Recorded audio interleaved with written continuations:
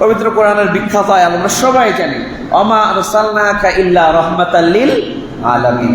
হে রাসূল, আমি আপনাকে শুধু মক্কা, মদিনা, সৌদি আরবের জন্য পাঠাইনি। পৃথিবীর উত্তর মেরু থেকে দক্ষিণ মেরু, পূর্ব থেকে পশ্চিম মেরু, পৃথিবীতে যত মানুষ জন্ম পাবে সমস্ত মানুষের জন্য আমি আপনাকে রহমত করে পাঠিয়েছি। সুবহানাল্লাহ। তার মানে তিনি হিন্দুদের জন্য এসেছেন, বৌদ্ধদের জন্য এসেছেন, খ্রিস্টানদের জন্য এসেছেন, নাস্তিকদের জন্য এসেছেন। যেহেতু কোরআন পৃথিবীর সব মানুষকে সম্মান করেছে, টেনে নিয়েছে, তাহলে সব মানুষ কোরআনকে টেনে নিতে বাধ্য। এই চ্যালেঞ্জ পৃথিবীর আর কোনো ধর্মগ্রন্থ নিবে না, শুধুমাত্র কোরআন শরীফ ছাড়া। আল্লাহ সুবহানাহু ওয়া তাআলা আয়াতে বলছেন, ওমা আরসালনাকা ইল্লা কাফাতাল লিন-নাসি বাশীরাও ওয়া নাযীরা। হে রাসূল, আমি আপনাকে লিন-নাস, শুধু মুসলমানদের জন্য নয়, যত মানুষ আসবে সে আমারে মানুক অথবা না মানুক, সে হিন্দু হোক, বৌদ্ধ হোক, খ্রিস্টান হোক, জৈন হোক, শিখ হোক, যে ধর্মের লোক হোক, সবার জন্য আমি আপনাকে রহমত করে পাঠাইছি। তার মানে হিন্দু আমার, যেহেতু হিন্দুর কথাই যেহেতু বলছে আল্লাহ তাআলা মানুষের জন্য পাঠাইছি, তাহলে মানুষের জন্য এই শব্দের মধ্যে হিন্দুরা আছে না নাই? খ্রিস্টান, বৌদ্ধ, সব ধর্মের লোক যেহেতু আমরা সম্মান করে, কোরআন সম্মান করছে, স্বীকার করে নিছে মানুষ, তাহলে সমস্ত মানুষ এই কোরআনকে মেনে নিতে বাধ্য। এটা হচ্ছে প্রথম চ্যালেঞ্জ। তৃতীয় যে বিষয়টা নিয়ে আলোচনা করা দরকার, যে কি কারণে ইসলামকে আমরা সত্য মনে করি। পৃথিবীতে শুধুমাত্র একমাত্র কোরআন শরীফ, ধরেন যে কোনো একটা কারণে গোটা পৃথিবীতে একটা ঝড় আসলো, ঝড় এসে বা বন্যা হইল, ওটা পৃথিবীতে বন্যা হওয়ার পরে যত কিতাব আছে সব ভেসে চলে গেছে। পৃথিবীতে হিন্দুদের কোনো কিতাব নাই, সব ভেসে গেছে। মুসলমানদের কোনো কিতাব নাই, সব ভেসে গেছে। খ্রিস্টানদের কোনো কিতাব নাই, সব ভেসে গেছে। ভেসে যাওয়ার পরে যদি দুনিয়া আবার স্বাভাবিক হয়, পৃথিবীর সব কিতাব যদি হারিয়ে যায়, পুরো যদি ছাই হয়ে যায়, একজন হিন্দুকে বলেন তোমার হুবহু কিতাবটা নতুন করে রচনা করো, কোনো হিন্দু এই চ্যালেঞ্জ নিতে পারবে না। যদি আপনি কোনো খ্রিস্টানকে বলেন যে তুমি তোমার সব কিতাব তো পুড়ে গেল, ছাই হয়ে গেল, ভেসে গেল, তুমি তোমার কিতাবকে নতুন করে তৈরি করে দেখাও, হুবহু সেম কিতাব সে আবার নতুন করে রচনা করতে পারবে না। যদি আপনি একমাত্র মুসলমানকে বলেন আপনার সব তো পুড়ে ছাই হয়ে গেল, ভেসে চলে গেল, আপনার হুবহু কোরআনটা আবার নতুন করে লিখে দেখান, আমরা হাজারো লক্ষ লক্ষ কোরআনের হাফেজ দাঁড় করায় দিয়ে বলবো কিতাব ভেসে গেছে, ছাই হয়ে গেছে, জীবন্ত কোরআনটা রয়ে গেছে, সুবহানাল্লাহ, নতুন করে আমরা আবার তৈরি করে দিতে পারবো। এই চ্যালেঞ্জ আল্লাহ সুবহানাহু ওয়া তাআলা আমাদের দ্বীনকে মনোনীত করেছেন, ইন্নাদ দীনা ইনদাল্লাহিল ইসলাম। পৃথিবীতে যত ধর্ম আছে সব ধর্মের মধ্যে একমাত্র আল্লাহ সুবহানাহু ওয়া তাআলার কাছে ইসলাম স্বীকৃত এবং আল্লাহ তাআলার কাছে গ্রহণযোগ্য ধর্ম। এর বাইরে কোনো ধর্ম বা দ্বীন আল্লাহর কাছে গ্রহণযোগ্য নয়। সব জায়গায় দলিলের প্রয়োজন, শুধু একটা জায়গায় আল্লাযীনা ইউমিনুনা বিল গায়বি ওয়া ইউকিমুনাস সালাহ। ঈমানের ক্ষেত্রে আল্লাহ এবং রাসূলের ক্ষেত্রে কোনো দলিল নাই, চোখ বন্ধ করে মেনে নেওয়ার নামই হচ্ছে ঈমান। পৃথিবীতে প্রত্যেকটা ধর্মই তো বলে যে আমি সঠিক, কিন্তু আমার ধর্ম যে সঠিক, আমার ধর্ম যে বেস্ট, ইসলামী যে সেরা, এইটা আমার কাছে কি প্রমাণ আছে? হিন্দু তিনিও বলবেন আমার ধর্ম ঠিক, খ্রিস্টান তিনিও বলবেন আমার ধর্ম ঠিক, বৌদ্ধ তিনিও বলবেন আমার ধর্মই ঠিক, মুসলমান আমিও বলি আমার ধর্মই ঠিক। কিন্তু প্রত্যেকটা ধর্মই তো ঠিক হতে পারে না, যেখানে একটা ঠিক বাকি সবগুলো ভুল। হয় হিন্দু ধর্ম ঠিক, তাহলে বাকিগুলো ভুল, অথবা ইসলাম ধর্ম ঠিক, বাকিগুলো ভুল। আর আমার ধর্মই যে ঠিক, এটার প্রমাণ কি? যে ধর্ম আমার চ্যালেঞ্জ মোকাবেলা করতে পারে সেই ধর্ম ঠিক, আর যেই ধর্ম আমার চ্যালেঞ্জ নিতে পারে না, ফেস করতে পারে না, সেই ধর্ম ঠিক হতে পারে না। ওয়াসসালাতু ওয়াসসালামু আলা রাসূলিল্লাহ, আম্মা বাদ। ঈদুল আজহার পরে আরও একটা জুমায় আল্লাহ তাআলা আমাদেরকে আসার, বসার, বলার ও শোনার তৌফিক দান করেছেন। আল্লাহ রাব্বুল আলামিনের শুকর আদায় করি, আলহামদুলিল্লাহ। আল্লাহ সুবহানাহু ওয়া তাআলা আমাদের দ্বীনকে মনোনীত করেছেন, ইন্নাদ দীনা ইনদাল্লাহিল ইসলাম। পৃথিবীতে যত ধর্ম আছে সব ধর্মের মধ্যে একমাত্র আল্লাহ সুবহানাহু ওয়া তাআলার কাছে ইসলাম স্বীকৃত এবং আল্লাহ তাআলার কাছে গ্রহণযোগ্য ধর্ম। এর বাইরে কোনো ধর্ম বা দ্বীন আল্লাহর কাছে গ্রহণযোগ্য নয়। তো বাজারে যখন আপনি যাবেন অনেক লাউ বিক্রেতা পাবেন, প্রত্যেক লাউ বিক্রেতাই বলবে আমার লাউটাই ভালো, এবং এটা তার অধিকার, সে বলতেই পারে। প্রত্যেকটা টিনের দোকানে গেলেই বলবে যে আমার টিনটাই ভালো, এবং এটা তার অধিকার, সেটা বলতেই পারে। প্রত্যেক টমেটোওয়ালা বলতেই পারে যে আমার টমেটো ভালো, এটা নেন, এটা তার অধিকার, সে বলতেই পারে। কিন্তু প্রত্যেক টমেটোওয়ালা বললেই কি আমি সেই টমেটো কিনে নিব? কিনব না। প্রত্যেক টিনওয়ালা বললেই কি আমি তার টিন কিনে নিব? কিনে নিব না।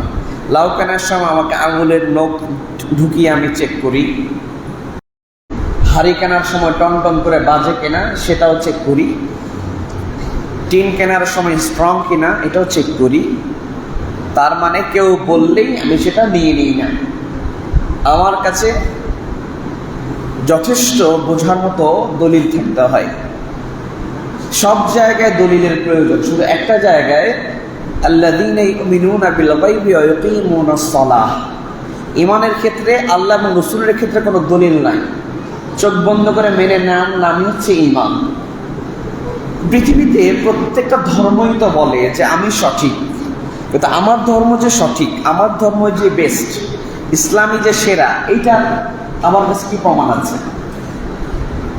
হিন্দু তিনিও বলবেন আমার ধর্ম ঠিক, খ্রিস্টান তিনিও বলবেন আমার ধর্ম ঠিক, বৌদ্ধ তিনিও বলবেন আমার ধর্মই ঠিক, মুসলমান আমিও বলি আমার ধর্মই ঠিক। কিন্তু প্রত্যেকটা ধর্মই তো ঠিক হতে পারে না, যেখানে একটা ঠিক বাকি সবগুলো ভুল। হয় হিন্দু ধর্ম ঠিক, তাহলে বাকিগুলো ভুল, অথবা ইসলাম ধর্ম ঠিক, বাকিগুলো ভুল। আর আমার ধর্মই যে ঠিক, এটার প্রমাণ কি? আমরা আজকে এই বিষয় নিয়ে আলোচনা করব। আমরা কিছু চ্যালেঞ্জ ছুড়ে দেব, কিছু প্রশ্ন ছুড়ে দেব। এই চ্যালেঞ্জগুলো যেই ধর্ম নিতে পারবে সেই ধর্ম সঠিক, আর এই চ্যালেঞ্জ পৃথিবীর যে ধর্ম নিতে পারবে না সে সঠিক নয়। যে ধর্ম আমার চ্যালেঞ্জ মোকাবেলা করতে পারে সেই ধর্ম ঠিক, আর যেই ধর্ম আমার চ্যালেঞ্জ নিতে পারে না, ফেস করতে পারে না, সেই ধর্ম ঠিক হতে পারে না। এরকম কয়েকটা বিষয় আমরা সামনে তুলে ধরব। প্রথমত, এই এলাকায় যদি কেউ দোকান দেয়, ধরেন যে আপনি দোকান দিয়েছেন, দোকান দেওয়ার পরে যদি আপনার দোকানের জিনিসপত্র শুধুমাত্র আপনার ফ্যামিলি আত্মীয় স্বজন কিনতে পারে, বাইরের কেউ কিনতে না পারে, তার মানে আপনার এই দোকানটা সবার জন্য নয়, শুধুমাত্র আপনার আত্মীয়দের জন্য।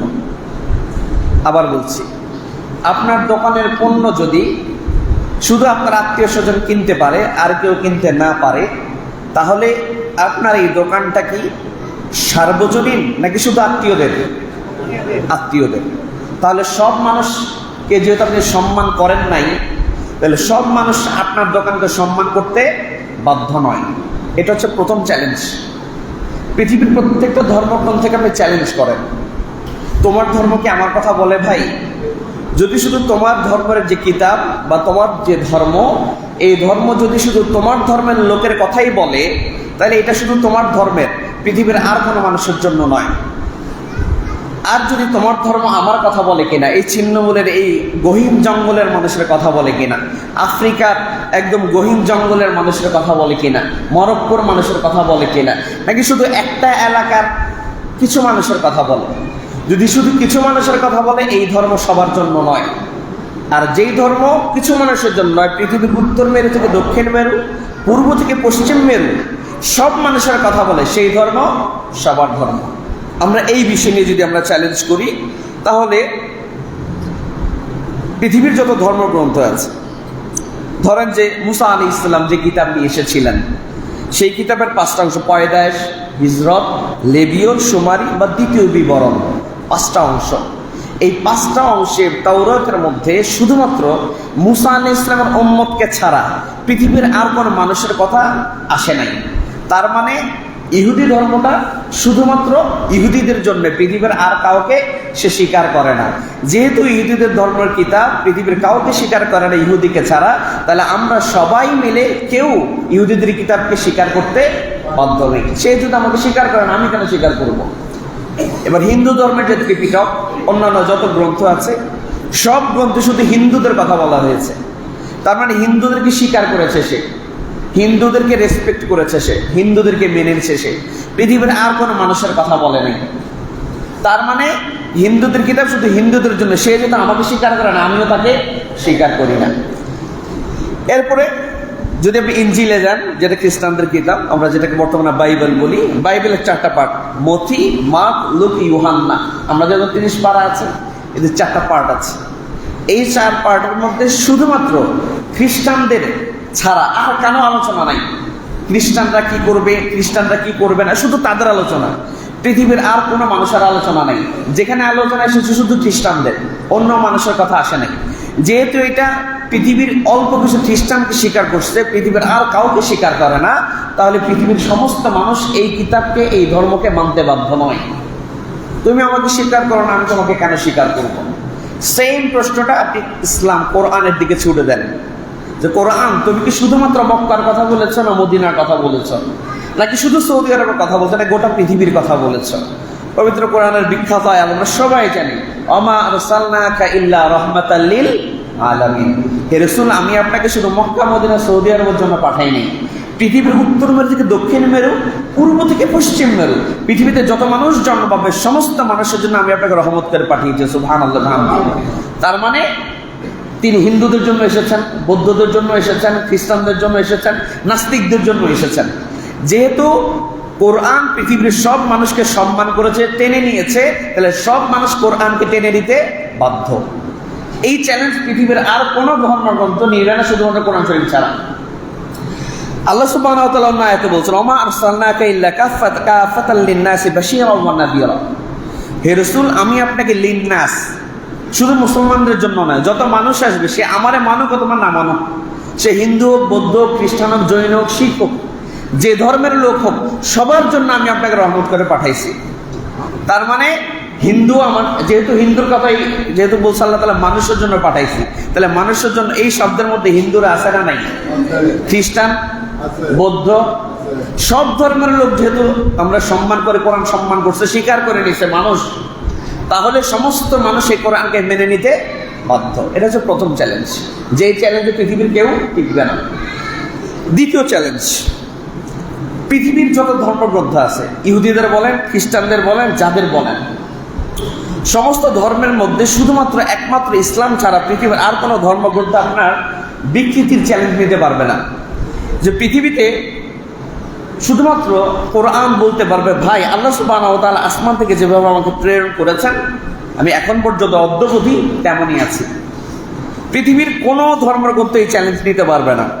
সারা দুনিয়ার ধরেন যে এখন 200-250 থেকে 300টা রাষ্ট্র আছে, 250টা এবং 300টা রাষ্ট্র থেকে আপনি যদি কোরআন তুলে আনেন, আরব, আজম, স্প্যানিশ, ড্যানিশ, কে বলে চাইনিজ, ইরানি, বাংলাদেশি, আফগানিস্তান, পাকিস্তান, উজবেকিস্তান সহ পৃথিবীর সব দেশ থেকে যদি একটা একটা করে কোরআন শরীফ আনেন, এনে যদি এখানে 250টা কোরআন শরীফ রাখেন, 250টা দেশ থেকে আনেন, 250টা দেশ থেকে আনার পরে পুরো 250 কোরআনের মধ্যে একটা জের জবর এদিক সেদিক পাবেন, নাকি সবগুলো একরকম পাবেন? পাকিস্তানের সাথে আমাদের কোনো সম্পর্ক ওই রকম হবে নাই। যে কোরআন এইখানে যে কোরআন শরীফ আছে, ওখান থেকে কোরআন শরীফ আনলে এই কোরআন শরীফের সাথে একরকম পাবেন না আপনি। এই চ্যালেঞ্জ পৃথিবীর কোনো ধর্মগ্রন্থ নেবে না। আপনি যদি হিন্দুদেরকে বলেন পৃথিবীর সমস্ত জায়গা থেকে তোমাদের আমরা ত্রিপিটক আনবো, খ্রিস্টানদেরকে যদি বলেন বাইবেলকে আনবো, বৌদ্ধদেরকে যদি বলেন তোমাদের কিতাব আনবো, সবগুলো এক জায়গায় করে হাজার, বাংলাদেশের বাইবেলের মধ্যে 10 রকম পরিবর্তন পাবেন আপনি। এই প্রকাশনের সাথে ওই প্রকাশনের মিল নেই। তাহলে গোটা পৃথিবী থেকে আনার পর যদি চ্যালেঞ্জ ছুড়েন, ভাই তোমার সব জায়গা থেকে তুলে আনা কিতাব কি একরকম হবে কিনা, পৃথিবীর কোনো ধর্মগ্রন্থের পণ্ডিত এই চ্যালেঞ্জ নেবে না। পৃথিবীর কিন্তু মুসলমানদের মধ্যে যার ঘরের মধ্যে কোনো ভাত নাই, তারা যদি আপনি এই চ্যালেঞ্জ ছুড়ে দেন, সে বুক ভরে এই চ্যালেঞ্জ নেবে। সারা দুনিয়ার সব কোরআনকে এক জায়গায় করো, 1 লক্ষ কোরআন যদি তুমি এক জায়গায় করো, পুরো 1 লক্ষ কোরআনের একটা জায়গায় জের জবর নোক্তা কোনো পরিবর্তন হবে না। এই এলাকায় ফকিন্নি যে ভিক্ষে করে খায়, তার থেকে যে ইনি যে কোরআন শরীফ পড়েন, একজন রিক্সাওয়ালা যে কোরআন শরীফ পড়েন, বলা হয় যে আমাদের প্রধানমন্ত্রী প্রতিদিন কোরআন তেলাওয়াত করেন। শেখ হাসিনার কোরআন শরীফ এনে রিক্সাওয়ালার কোরআন শরীফ যদি এক জায়গায় করেন, প্রধানমন্ত্রীর আভিজাত্যের জায়গায় আলাদা স্ট্যাটাস আছে তার, প্রধানমন্ত্রী ক্ষমতার জায়গায় তিনি ভিন্ন, প্রধানমন্ত্রী তার পজিশনের জায়গা অনেক হাই, কিন্তু কোরআন শরীফের বেলা যদি প্রধানমন্ত্রীর কোরআন আর ফকিন্নির কোরআন এক জায়গায় করেন, প্রধানমন্ত্রীর মাঝে ফকিন্নির মাঝে কোনো পার্থক্য নাই। এইটা শুধুমাত্র কোরআন শরীফ ছাড়া পৃথিবীর আর কোনো ধর্মগ্রন্থ এই চ্যালেঞ্জ নিতে পারবে না। কোনো গ্রন্থ এই চ্যালেঞ্জ নিতে পারবে না। এটা দিয়ে প্রমাণিত হয় যে আমার ধর্মই সত্য। তৃতীয় যে বিষয়টা নিয়ে আলোচনা করা দরকার, যে কি কারণে ইসলাম ধর্ম সত্য মনে করি। পৃথিবীতে শুধুমাত্র একমাত্র কোরআন শরীফ ধরেন যে কোনো একটা কারণে গোটা পৃথিবীতে একটা ঝড় আসলো, ঝড় এসে বা বন্যা হইল, গোটা পৃথিবীতে বন্যা হওয়ার পরে যত কিতাব আদি আছে সব ভেসে চলে গেছে। পৃথিবীতে হিন্দুদের কোনো কিতাব নাই, সব ভেসে গেছে। মুসলমানদের কোনো কিতাব নাই, সব ভেসে গেছে। খ্রিস্টানদের কোনো কিতাব নাই, সব ভেসে গেছে। ভেসে যাওয়ার পরে যদি দুনিয়া আবার স্বাভাবিক হয়, পৃথিবীর সব কিতাব যদি হারিয়ে যায়, পুরো যদি ছাই হয়ে যায়, একজন হিন্দুকে বলেন তোমার হুবহু কিতাবটা নতুন করে রচনা করো, কোনো হিন্দু এই চ্যালেঞ্জ নিতে পারবে না। যদি আপনি কোনো খ্রিস্টানকে বলেন যে তুমি তোমার সব কিতাব তো পুড়ে গেল, ছাই হয়ে গেল, ভেসে গেল, তুমি তোমার কিতাবকে নতুন করে তৈরি করে দেখাও, হুবহু সেম কিতাব সে আবার নতুন করে রচনা করতে পারবে না। যদি আপনি একমাত্র মুসলমানকে বলেন আপনার সব তো পুরো ছাই হয়ে গেল, ভেসে চলে গেল, আপনার হুবহু কোরআনটা আবার নতুন করে লিখে দেখান, আমরা হাজারো লক্ষ লক্ষ কোরআনের হাফেজ দাঁড় করায় দিয়ে বলবো কিতাব ভেসে গেছে, ছাই হয়ে গেছে, জীবন্ত কোরআনটা রয়ে গেছে, সুবহানাল্লাহ বিহামদিহি, নতুন করে আমরা আবার তৈরি করে দিতে পারবো। এই চ্যালেঞ্জ পৃথিবীর কোন ধর্ম নিবে বলেন? কোন ধর্ম এই চ্যালেঞ্জ নিতে রাজি হবে না। এই কারণে আমরা মনে করি যে আমাদের ধর্ম সত্য। চতুর্থ যে কারণে আমরা আমাদের ধর্মকেই সত্য মনে করি, এটা হচ্ছে অন্যতম আরেকটা কারণ, কোনো একজন যদি সংবাদ নিয়ে আসে, সেই সংবাদ যিনি নিয়ে এসেছেন ওই ব্যক্তির উপর নির্ভর করে যে এই সংবাদটা সঠিক নাকি ভুল। একজন গাঁজাখোর যে সারাদিন মিথ্যা কথা বলে, এমন লোক এসে বলল যে আপনার বাবা মারা গেছে, এই সাংবাদিকের খবর কি নেওয়া যাবে? একজন গাঁজাখোর, সে মিথ্যা কথা বলে, এটা তার নেশা এবং পেশা, এরকম লোক এসে যদি বলে যে আপনার বাবা মারা গেছে, তার কথার উপরে কি আপনি এটা বিশ্বাস করবেন? করবেন না। তার মানে যে খবর নিয়ে আসবে ওই ব্যক্তিটা কেমন এটা আমার জানতে হবে। যদি আমি না জানি তাহলে তার আনা খবরটা, তার প্রচার করা খবরটা সঠিক কিনা এই সিদ্ধান্ত আমি নিতে পারবো না।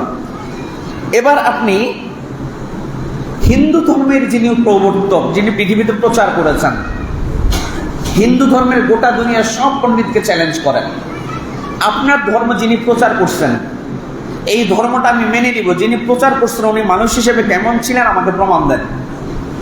হিন্দু ধর্ম যিনি প্রচার করেছেন তিনি মানুষ হিসেবে কেমন ছিলেন কোনো রেফারেন্স নাই, আদৌ ছিলেন কিনা কোনো রেফারেন্স নাই, ওই মানুষকে আসলেই মানুষ ছিলেন কিনা কোনো রেফারেন্স নাই, ওই মানুষকে আসলেই সত্যবাদী ছিলেন কিনা কোনো রেফারেন্স নাই, ওই মানুষকে পৃথিবীতে আসলেই মানুষের মতো মানুষ ছিলেন কিনা কোনো রেফারেন্স নাই। পৃথিবীর কোনো হিন্দু ধর্মের কোনো ভাই হিন্দু ধর্ম যিনি প্রচার করেছেন সেই প্রচারকের জীবন কেমন ছিল, সৎ নাকি অসৎ, ভালো না মন্দ, এই ব্যাপারে তাদের কাছে রেফারেন্স নাই। তাহলে যার ব্যাপারে আমার কাছে কোনো রেফারেন্স নাই, তিনি ভালো না মন্দ, সৎ না অসৎ, তাহলে তার খবরটাকে কি মেনে নেওয়া যায় চোখ বন্ধ করে? যায় না। যিশু আলাইহিস সালাম বা খ্রিস্টান যারা বিশ্বাস করে ঈসা আলাইহিস সালাম, তার যে জীবনী গ্রন্থ, পৃথিবীর সব খ্রিস্টানের কাছে বাইবেল আছে, কিন্তু ঈসা আলাইহিস সালামের জীবনী সম্পর্কে পৃথিবীর কোনো খ্রিস্টানের কাছে পরিপূর্ণ কোনো ধারণা নাই, পরিপূর্ণ কোনো রেফারেন্স নাই। তিনি মানুষ হিসেবে, আমরা তো বিশ্বাস করি তিনি নবী হিসেবে ছিলেন, তিনি সত্যবাদী, কানা মিনাস সাদিকিন, কিন্তু পৃথিবীর কোনো খ্রিস্টানের কাছে কি নাই, কোনো প্রমাণ নাই। তাহলে যেই ব্যক্তির সৎ না অসৎ, ভালো না মন্দ, এই ব্যাপারে আমার কাছে কোনো প্রমাণ নাই, ওই লোকের আনা খবর কি চোখ বন্ধ করে মেনে নেওয়া যায়? মেনে নেওয়া যায় না। খ্রিস্টানরা এখানে পরাজিত। যদি সেম প্রশ্ন আমাদেরকে করে যে আপনার ধর্ম যিনি প্রচার করেছেন তার ব্যাপারে আমাকে রেফারেন্স দেন, তিনি মানুষ কেমন ছিল, ভালো না মন্দ, পৃথিবীর সমস্ত অমুসলিমরা একমত যে গোটা 23 বছরের জীবনে একজন মানুষ পেরেছে, কিয়ামত পর্যন্ত আর কেউ পারবে না, যিনি গোটা পৃথিবীতে এমন আলো ছড়িয়েছেন, 1400 বছর হয়ে গেছে তার আলো জঙ্গল সলিমপুর পর্যন্ত পৌঁছেছে, মুহাম্মদ সাল্লাল্লাহু আলাইহি ওয়াসাল্লাম। মাথার চুল থেকে পায়ের নখ পর্যন্ত কেমন ছিল, একটা আলাদা বই আছে, আলাদা বই, তার মাথার চুল কেমন ছিল, কান কেমন ছিল, নাক কেমন ছিল, চোখ কেমন ছিল, পায়ের নখ কেমন ছিল, নখ কিভাবে কাটতেন, কিভাবে হাঁটতেন, কিভাবে নামাজ পড়তেন, তিনি বাজারে গেলে কিভাবে যাইতেন, A to Z আমার কাছে প্রমাণিত আছে। তাহলে যার মাথা থেকে চুল পর্যন্ত, জীবনের শুরু থেকে শেষ পর্যন্ত সমস্ত কিছু যার আমার চোখের সামনে আছে, তিনি সৎ ছিলেন, তিনি ভালো ছিলেন, তিনি রহমতুল্লিল আলামিন ছিলেন, তিনি সাদিক ছিলেন, তিনি সত্যবাদী ছিলেন, তার ব্যাপারে কোনো অভিযোগ নাই, ওই লোকের খবরটা মেনে নেওয়া যায় কি যায় না? এই চ্যালেঞ্জ পৃথিবীর মুসলমানরা ছাড়া আর কারো পক্ষে নেওয়া সম্ভব নয়। এই জন্য আমরা বিশ্বাস করি যে আমাদের ধর্মই সত্য। এরপরে আমরা কেন আমাদের ইসলামকে, এখন প্রশ্ন আসতে পারে যে আমরা যেসব জায়গাগুলোতে অনেক সময় দেখবেন যে নাস্তিকরা আমাদেরকে প্রশ্ন করে যে ইসলাম যে সত্য এর প্রমাণ আপনার কাছে কি, আমরা এই বিষয়গুলো সামনে তুলে ধরলাম। এরপরে হচ্ছে যে আপনি পাল্টা প্রশ্ন করেন, আপনি পাল্টা প্রশ্ন করতে পারেন যে ইসলাম কেন সত্য হবে না? মুহাম্মদ সাল্লাল্লাহু আলাইহি ওয়াসাল্লাম পৃথিবীর কোনো বিশ্ববিদ্যালয়ে পড়েন নাই, তার কোনো শিক্ষক নাই, কিন্তু কোরআনের সূরা কাউসারকে কি বলে কাবা শরীফের দেয়ালে টানিয়ে দেওয়া হয়েছিল। তারা যখন বলছে কবিরা এরকম কোরআন আমরাও বানাইতে পারি, তো নবীজি পক্ষ থেকে আয়াত লিখে দেওয়া হয়েছে, ইন্না আতাইনাকা আল কাউসার, এরকম লিখে দেওয়ার পর বলছে এরকম একটা আয়াত তোমরা বানাও। কবিরা গিয়া আয়াত লিখছে, ওনারা নিজেরা বানাইছে। ওই সময়ের মানুষ গিয়ে বলছে কোনটা কোরআনের আয়াত কোনটা কোরআনের আয়াত না তোমরা বলো, যারা এটা জানতো না। এরা দোনো লাইন করার পরে আলাদা করে বলছে যে ইন্না আতাইনা আল কাউসার, এইটাই হচ্ছে কোরআনের আয়াত, কারণ এইটার মধ্যে আলাদা একটা তৃপ্তি আছে, যেই তৃপ্তি এই লাইনে নাই। এতে করে বোঝা যায় যে এটা মানুষের কি এটা বানানো আর এটা রবের বানানো, এরকম তারা তৈরি করেছে। তাহলে এখন কথা হচ্ছে যে যে লোক পৃথিবীর কোনো বিশ্ববিদ্যালয়ে পড়ে নাই, যার কোনো শিক্ষক ছিল না, তার পক্ষে কি এরকম একটা কোরআন লেখা সম্ভব? সম্ভব না। যিনি কোনোদিন মাদ্রাসাতেই যায় নাই, যিনি কোনো বিশ্ববিদ্যালয়েই পড়ে নাই, এতে করেই তো প্রমাণ হয়ে যায় যে উনি শ্রেষ্ঠ মানুষ এবং উনি আল্লাহর প্রিয় রাসূল সাল্লাল্লাহু আলাইহি ওয়াসাল্লাম। এবং আমরা অনেক সময় অনেকেই বলেন যে হুজুর ইসলামকে কেন মানব? দেখেন, আমরা যারা কম্পিউটার ব্যবহার করি, আমরা উইন্ডোজ ব্যবহার করি, উইন্ডোজ 8, উইন্ডোজ 7, উইন্ডোজ 10, এই সমস্ত জায়গায় আপনি যখন মোবাইল ব্যবহার করবেন, ধরেন একটা সফটওয়্যার আপনি ব্যবহার করেন, এই সফটওয়্যার আপনি ব্যবহার করতেছেন, কিন্তু যখন কোনো আপডেট আসবে, নতুন এটার আপডেট আসবে, আপনি কিন্তু তার আগেরটা ইউজ করবেন না, সাথে সাথে আপনি আপডেট করবেন, আগেরটা আনইনস্টল করে দিবেন। ঠিক একইভাবে পৃথিবীতে সব ধর্ম তার জায়গায় হয়তো সত্য ছিল, তো যখন ইসলাম আসছে তখন আগের আপডেট ভার্সন আর থাকবে না। ইসলাম আসার পরে নতুন করে আপডেট আসার কোনো সুযোগ নাই। পৃথিবীর সব জায়গায় নতুনত্বের প্রয়োজন, রঙের প্রয়োজন হয়, শুধু কোরআনের বেলায় নতুনত্ব বা রঙের কোনো প্রয়োজন নাই। এটা নতুন ছিল, নতুন আছে, নতুন থাকবে। আমরা এটাতে কোনো ধরনের পরিবর্তনে বিশ্বাস করি না, কারণ প্রতিদিন কোরআন এমন তথ্য দিয়েছে যেটা আবিষ্কার করতেছে 10 বছর, 20 বছর, 1400 বছর পরে। দেখবেন যে এই যে আজকে 2-3 দিন যাবত অনলাইন গোটা পৃথিবীর একটা কথা ছড়াচ্ছে যে 1300 কোটি বছর আগের একটা ছবি আমেরিকার বিজ্ঞানীরা কালেকশন করেছেন, এবং এটা নিয়ে গোটা পৃথিবীতে হয়েছে। কেউ তো জিজ্ঞাসা করলো না এটার প্রমাণ কি, কেউ তো জিজ্ঞাসা করলো না এটার দলিল কি। এই লোকগুলাই যে বিজ্ঞানীরা বলছে 1300 কোটি বছর আগের ছবি, আইনা পৃথিবীতে দিয়ে দিল, পৃথিবীর সবাই প্রচার করলো এটা 1300 কোটি বছর আগের ছবি, কিন্তু বিজ্ঞানীর কাছে কেউ প্রমাণ চাইল না। কিন্তু যখনই আমরা বলি আল্লাহ একজন আছে, আখিরাত একজন আছে, তখনই সে বলে দলিল দেন, প্রমাণ কি। এইটা দ্বিমুখিতা, ডাবল স্ট্যান্ডার্ড। এই জন্য আল্লাহ সুবহানাহু ওয়া তাআলা আমাদেরকে ইসলাম দিয়েছেন, ইসলামই একমাত্র সত্য ধর্ম। তার অন্যতম আরেকটা কারণ হচ্ছে যে এইটা পৃথিবীর কোনো মানুষের পক্ষে এই চ্যালেঞ্জটা নেওয়া সম্ভব না যে আমরা অবিকৃত অবস্থায় পৃথিবীতে যত ধর্মগ্রন্থ আছে, হিন্দুদের বলেন, বৌদ্ধদের বলেন, খ্রিস্টানদের বলেন, পৃথিবীর কোনো ধর্মগ্রন্থ চ্যালেঞ্জ দিতে পারবে না, ভাই আল্লাহ আপনাকে যেরকম পাঠাইছে কিতাবটাকে সেই রকমই আছে নাকি পরিবর্তন হয়েছে। এই চ্যালেঞ্জ পৃথিবীর সব ধর্মগ্রন্থ হেরে যাবে, পরাজিত হবে, কিন্তু কোরআন স্পষ্ট করে বলবে ইন্না নাহনু নাযালনা যিকরা ওয়া ইন্না লাহু লাহাফিজুন। আমি কোরআনকে নাযিল করেছি, এই কোরআনকে সমস্ত বিকৃতি থেকে আমি আল্লাহ সুবহানাহু ওয়া তাআলা হেফাজতের দায়িত্ব নিয়েছি। সুবহানাল্লাহি ওয়া বিহামদিহি। আল্লাহ নিজে চ্যালেঞ্জ করেছেন, আমি দায়িত্ব নিলাম, পৃথিবীর সব জায়গায় পরিবর্তন আসবে, কম বেশ করে লিখে ফেলতে পারবা, কিন্তু কোরআনকে কম বেশ করে লিখে ফেলতে পারবা না। বেশ অনেক বছর আগে একজন বিখ্যাত মানুষ ছিলেন খলিফা হারুনুর রশিদ, সম্ভবত আমার যদি ভুল না হয়। ওই সময় তার দরবারে পৃথিবীর বিভিন্ন মুসলিম অমুসলিমরা এসে তর্ক করত, বক্তব্য দিত। তো সেখানে দাঁড়িয়ে একজন অমুসলিম দারুণ বক্তব্য দিয়েছেন, জ্ঞান গর্ব। খলিফা হারুনুর রশিদ দিকে বললেন যে আপনি ইসলাম গ্রহণ করলে আমরা আপনাকে আরো বেশি মূল্যায়ন করব। তিনি বলেছেন না, আমি যে ধর্মে আছি আমার বাপদাদার ধর্ম আমি ছাড়তে পারবো না। 1 বছর পর ওই লোক আবার আসছে, ওইখানে এসে দারুণ বক্তব্য দেওয়ার পরে খলিফা তাকে চিনছে, আপনি তো গত বছর আসছিলেন, কেমন আছেন? বলছে আমি তো হুজুর এখন মুসলমান হয়ে গেছি। কেন? বলে আমি আপনার এখান থেকে যাওয়ার পর আমি হস্ত বিশারদ, আমি লিখতে পারি, আপনার হাতের লেখাও আমি লিখতে পারবো, হুবহু সেম করে লিখে দিব। আমি এখান থেকে যাওয়ার পরে নিজেই নিজেকে চ্যালেঞ্জ করলাম, পৃথিবীর সমস্ত ধর্মগ্রন্থকে আমি টাকার জন্য কিছু খ্রিস্টানদের ইঞ্জিল আমি নিজের হাতে লিখলাম, হুবহু লিখে সমস্ত কেবল ওদের কাছে পৌঁছে দিলাম, ওরা খুশিতে খুশিতে নিয়ে ফেললাম আমার কাছ থেকে। আবার একই কাজ আমি হিন্দুদের ক্ষেত্রে করলাম, তারা এই বইগুলো যখন তাদেরকে দিলাম হুবহু তারা লুফে নিল। কিন্তু যখন মুসলমানদের কোরআন লিখলাম, 3টা কোরআন, ওখানে 3টা, এখানে 3টা, এখানে 3টা, হিন্দুদেরগুলো বিক্রি করতে পেরেছি, খ্রিস্টানদেরগুলো বিক্রি করতে পারছি। তো মুসলমানদের 3টা কোরআন নিয়ে যখন আমি গেলাম, নেওয়ার পরে তারা আমাকে টাকা না দিয়ে বলে দাঁড়ান আগে আমরা পড়ে দেখি ঠিক আছে কিনা। এই চ্যালেঞ্জ অন্য কোনো ধর্মের লোকেরা এটা বলে নাই, শুধুমাত্র কোরআনের যারা বিক্রি করতে গেলাম তখনই বললো যে আগে পড়ে দেখি ঠিক আছে কিনা। তারা পড়লো, হাফেজ সাহেবরা মিলে পড়ার পরে অনেকগুলো ভুল পাওয়ার পরে তারা আমার বইগুলো আমাকে ফেরত দিল। এতে করে আমি বুঝলাম পৃথিবীর সব ধর্ম পরিবর্তন সম্ভব, কোরআনে পরিবর্তন সম্ভব নয়। আমি তখন ইসলাম গ্রহণ করেছি, সুবহানাল্লাহ বিহামদিহি।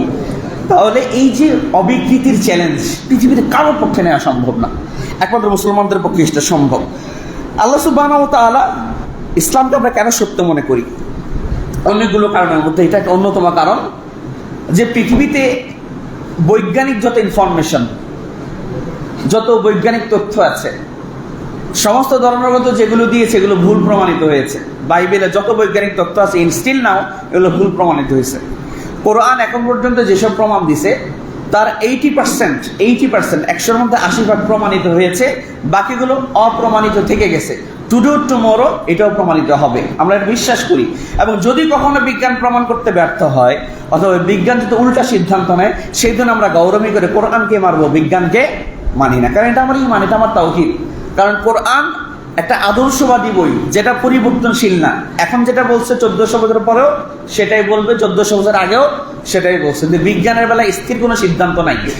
আমি একটা সিদ্ধান্ত দিয়ে গেলাম, পরবর্তীতে সময় এসে আবার আরেক দল বিজ্ঞানী এটা আরেকটা সিদ্ধান্ত দিয়েছেন, যার ফলে যেই সিদ্ধান্তের কোনো স্থিরতা নাই, এটার উপর নির্ভর করে আমি কোরআনকে ভুল বলার কোনো সুযোগ নাই। এই জন্য ইসলাম একমাত্র ধর্ম যে ধর্ম কোরআনের জায়গায় সঠিকভাবে তথ্যগুলো দিয়েছে, পৃথিবীর আরো কারো পক্ষে এটা সম্ভব হয় নাই। আল্লাহ সুবহানাহু ওয়া তাআলা, এখন প্রশ্ন আসতে পারে, বাই চান্স আমরা তো 100% বিশ্বাস করি যে ইসলাম সত্য, পৃথিবীর আর কোনো ধর্ম সত্য নয়। বাই চান্স যদি মনার পরে দেখেন যে হিন্দু ধর্ম সত্য হয়ে গেছে, এটা মানে একজন হিন্দু যদি প্রশ্ন করে, আমরা তো 100% না 150% বিশ্বাস করি যে পৃথিবীতে একমাত্র ইসলামই সত্য, আর কোনো ধর্ম সত্য নয়। যদি একজন হিন্দু প্রশ্ন করে, হুজুর মারা যাওয়ার পরে বাই চান্স যদি দেখেন হিন্দু ধর্ম সত্য, কি করবেন? স্বাভাবিক এই প্রশ্নটা করার সুযোগ তো তার আছে। যদি এরকম হয়, ধরে নিচ্ছি আমরা বাই চান্স যদি হিন্দু ধর্ম সত্য হয়, হিন্দু ধর্ম বলছে আখিরাত নিয়ে যে মানুষ মরে যাওয়ার পরে সেই যদি প্রথম জীবনে ভালো কাজ করে থাকে, দ্বিতীয়বার সে আবার পৃথিবীতে আসবে ভালো মানুষ, সুখী মানুষ হয়ে। আর যদি খারাপ মানুষ হয়ে প্রথমবার মারা যায়, দ্বিতীয়বার সে আসবে খারাপ একটা জীবন নিয়ে। আমরা তো আল্লাহ তাআলার ভয়ে যতটুকুই চেষ্টা করছি, ভালো করার চেষ্টা করছি ভাই। মারা যাওয়ার পরে যদি দেখি যে হিন্দু ধর্ম সত্য, আমরা আবার পৃথিবীতে আসব, যেহেতু আমি আগের জীবনে ভালো কাজ করে গেছি, তাহলে এই জীবনে আমি সুখী জীবন নিয়ে আসবো। কোনো টেনশন আছে আমার? নাই। একজন খ্রিস্টান যদি বলে যদি বাই চান্স যদি খ্রিস্টান ধর্ম ঠিক হয়ে যায়, আপনি কি করবেন? বাই চান্স খ্রিস্টান ধর্মের সবচেয়ে মজার একটা আকীদা হচ্ছে এটা, যিশু একমাত্র পথ, যিনি চূড়ান্ত ঋণ শোধ করেছেন। যিশু নিজেই ঈশ্বর ছিলেন বলে তিনি আমাদের ঋণ শোধ করতে পেরেছেন। যিশু মানুষ হয়েছিলেন যেন তিনি আমাদের পাপের জন্য মৃত্যু বরণ করতে পারেন। তাকেই বিশ্বাস করে পরিত্রাণ পাওয়া যায়। আমাদের পাপ থেকে উদ্ধার করার জন্য তিনি তার জীবনকে বিলিয়ে দিয়েছেন। এটা হচ্ছে খ্রিস্টানদের আকীদা, একদম পিওর আকীদা এটা। তো যেহেতু আমি মারা যাওয়ার পরে যদি দেখি যে খ্রিস্টান ধর্ম ঠিক, তাহলে আমার পাপের জন্য সব শাস্তি তো যিশু আগেই নিয়ে ফেলছেন, মারা গেছেন, তাইলে আমার দুঃখের কোনো জায়গা নাই। আচ্ছা, বৌদ্ধ ধর্ম যদি বলে যে বাই চান্স যদি বৌদ্ধ ধর্ম ঠিক হয়, মজার খবর হচ্ছে বৌদ্ধ ধর্মে আখেরাত নিয়ে কোনো আলোচনাই নেই। বৌদ্ধ ধর্মে আখেরাত নিয়ে কোনো আলোচনাই নেই। তো বাই চান্স যদি আপনার হয়, তাও আমরা জিতছি। আর যদি ইসলাম তো অবশ্যই ঠিক, তাও আমরা যে লসের কোনো সম্ভাবনা নাই। এই জন্য ইসলাম রিয়েল এবং পিওর, অ্যাকসেপ্টেড টু আল্লাহ সুবহানাহু ওয়া তাআলা। ইসলাম ছাড়া অন্য কোনো ধর্ম আল্লাহর কাছে গ্রহণযোগ্য নয়। এই জন্য আমরা যারা আজকে যদি কেউ চ্যালেঞ্জ করে যে 4300 ধর্ম আছে পৃথিবীতে, ইসলাম একমাত্র সঠিক ধর্ম, এই ব্যাপারে আপনাদের এত জোরের কি বলে জায়গাটা কোথায়? সেক্ষেত্রে আমরা স্পষ্ট করে বলবো, দেখেন এটা সহজ সূত্র আছে, সহজ সূত্র। পৃথিবীতে যে মানুষ যত বেশি পিওর তিনি চ্যালেঞ্জ করতে পারেন তত বেশি। যার মধু খাঁটি তিনি দাঁড়ায় বলতে পারেন আমার এই মধু যদি ভেজাল প্রমাণ করতে পারো 2 লাখ টাকা দিব। আর যার মধু খাঁটি নয় তিনি কিন্তু আপনাকে 2 লাখ টাকা চ্যালেঞ্জ করবে না, সর্বোচ্চ 10,000 টাকা চ্যালেঞ্জ করবে। গেলে 10,000 টাকা যাক না, অসুবিধা কি? ইসলাম একমাত্র পবিত্র কোরআন বলছে যে গোটা দুনিয়ার মানুষকে চ্যালেঞ্জ করছে, ফাতু বিসূরাতিন মিন মিসলি, যদি তোমরা পারো কোরআনের একটা ছোট্ট সূরার মতো একটা সূরা বানায়া পৃথিবীর সামনে দেখাও। যদি পারো ছোট্ট ইন্না আতাইনাকাল কাউসার, এই সূরাটার সমানও যদি পারো একটা সূরা, গোটা পৃথিবীর যত সাহিত্যিক, যত ইঞ্জিনিয়ার, যত এডুকেটেড পারসন, কত সোসাইটি আছে, সমস্ত সাহিত্যিকদেরকে চ্যালেঞ্জ করছে যদি পারো ছোট্ট একটা সূরা বানায় নিয়ে আসো। এই চ্যালেঞ্জটা পৃথিবীর আর কোনো ধর্মগ্রন্থ করে নাই। অতএব যেহেতু একমাত্র এই চ্যালেঞ্জ করছে কোরআন, এবং 1400 বছর এই চ্যালেঞ্জ কেউ অ্যাকসেপ্ট করতে পারে নাই, বাকি 1400 বছরেও কেউ পারবে না। যেহেতু কোরআন যতটুকু সঠিক তার চ্যালেঞ্জটা তত বেশি স্ট্রং। যেহেতু পৃথিবীর আর কেউ চ্যালেঞ্জ দিতে পারে না, তারা ভুল। আমার কোরআন যদি চ্যালেঞ্জ দিতে পারে তাহলে আমার কোরআন সঠিক। এটা হচ্ছে আকীদা, যেখানে অন্তত 100 টাকা আমরা প্রমাণ দিতে পারি। কথা হচ্ছে এই প্রমাণগুলো কাদের জন্য? যিনি নাস্তিক, ইসলামকে মানে না, তাদের জন্য। কিন্তু যারা একজন ইমানদার কি বলে ইউমিনুনা বিল গায়বি ওয়া ইয়াকিমুনাস সালাহ, আমার কাছে বড় দলিল ভাই, সব জায়গায় দলিল চাই, আল্লাহ রাসূলের বেলা কোনো দলিল নাই। চোখ বন্ধ করে মানি লা ইলাহা ইল্লাল্লাহ মুহাম্মাদুর রাসূলুল্লাহ সাল্লাল্লাহু আলাইহি ওয়াসাল্লাম। এই জন্য কোরআনের মতো কোরআন পৃথিবীর কারো পক্ষে বানানো সম্ভব না। অনেক সাহিত্যিক এসেছে দুনিয়ায়, অনেক কিছু আপনি পারবেন। একটা কবিতা যদি আপনি লিখেন, সেম কবিতা হয়তো আরেকজন লিখে দিতে পারবে।